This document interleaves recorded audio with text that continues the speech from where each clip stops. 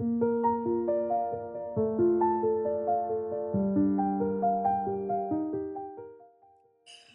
name is Libbie, and I live in Tustin, California.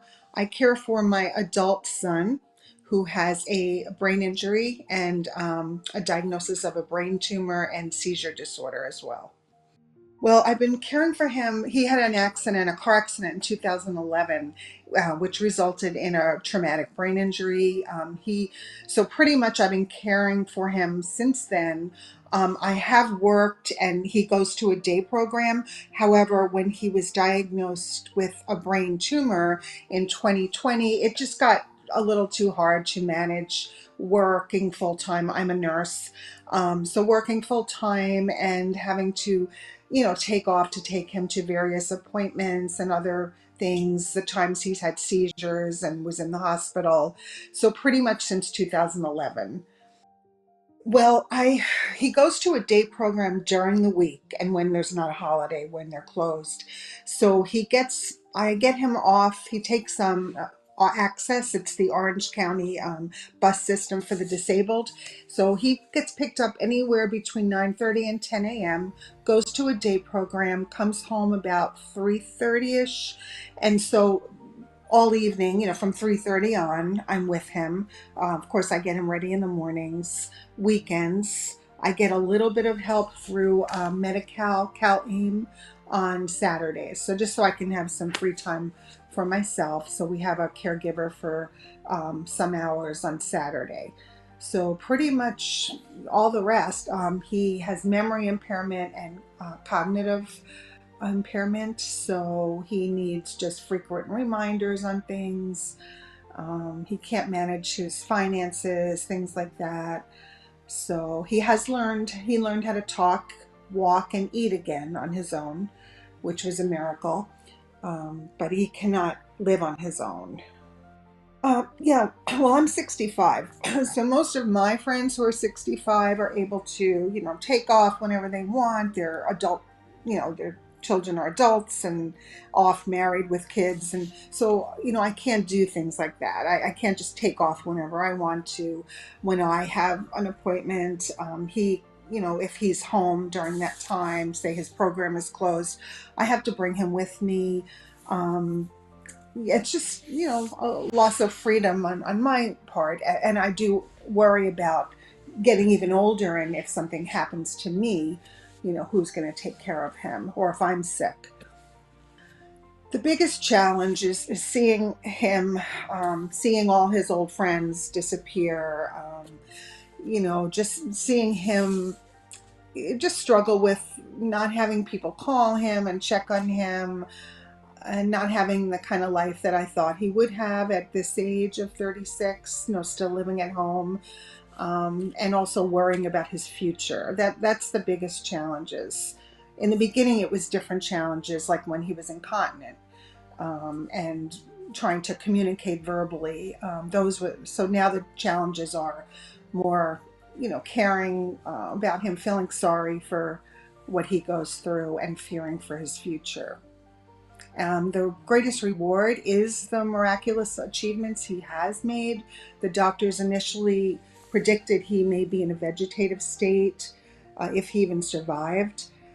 So that's been rewarding, is seeing him improve in those ways. He can dress himself. He's very kind and loving. So that's the rewards. Unfortunately, I do not have help from family and friends. I'm not saying that they're not supportive to me, but my close friends, most of them live out of state. And my family, I have one younger brother, he lives out of state, and the other ones are older. They're in their 70s, and they either live out of state or like hours away. The support, I guess, is his day program. The MediCal, as I mentioned before, they have a program called CalAIM, and that gives me some time on Saturdays. So I can go out and, even go to the drugstore by myself and meet a friend for coffee. It just gives me that time to recharge a little bit. And of course that he has insurance through MediCal, which is so important. We're going next week for his MRI of the brain to see if his brain tumor has shown any growth. And if it does, he would need either radiation therapy, proton therapy, or surgery.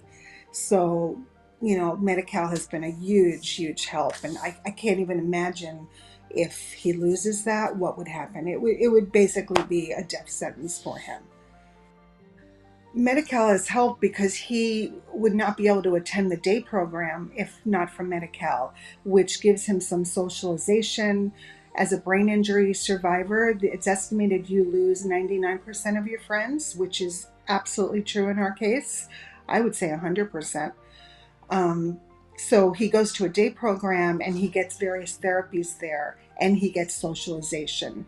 And then it gives me that free time where I can, maybe go grocery shopping, do laundry, do other things and then get ready to make him dinner when he gets home. It also gives me an opportunity on Saturday to have somebody come in and give me a break at that time too. Also, his medical needs, I can't even imagine paying out of pocket for a brain surgery. He's had 2 brain surgeries already.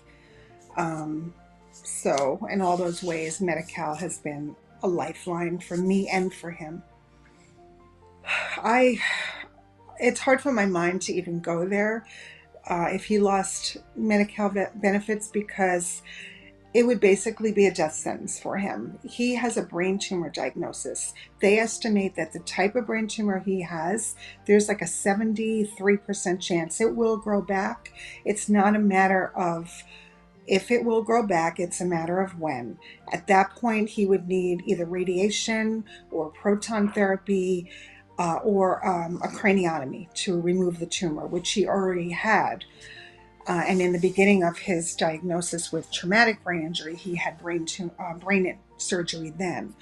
I absolutely would not be able to afford brain surgery for my son, as well as his medical visits, his day program. It would just be a death sentence for both of us because I think the stress would kill me as well. What I would want my community leaders to know about caregiving, first of all, this could happen to anybody at any time. I never expected my son to get in a car accident when he was 22 years old. We are all just living one moment at a time, and the world as we know it can change at any time. And you may someday need these services for you or a loved one. And it is all encompassing, it changes your whole life. Um, we depend on these services. I worked my whole life as a nurse. I gave to my community, I gave to people, and I paid taxes. And we need to support the most vulnerable among us. And that's the measure of a society where we take care of each other.